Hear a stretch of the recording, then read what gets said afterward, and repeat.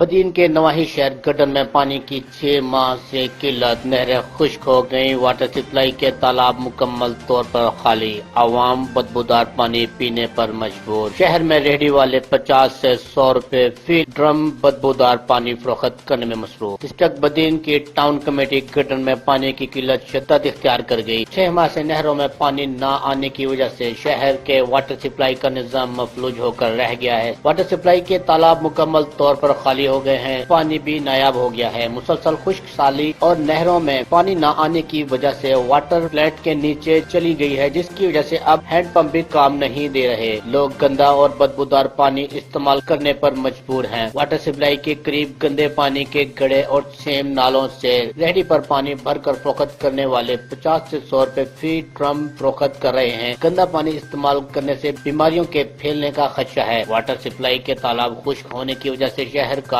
مین filter plant کئی دنوں سے بند ہے اور ہیلتھ ڈپارٹمنٹ کے تعاون سے چلنے والا سول ہسپتال والا فلٹر پلانٹ اب صرف منظور نظر لوگوں کی نظر ہو گیا ہے، باقی عوام کے لیے تالے لگے رہتے ہیں۔ کیمرامین ٹیم کے ہمراہ اسحاق شیخ، راز نیوز، بدین۔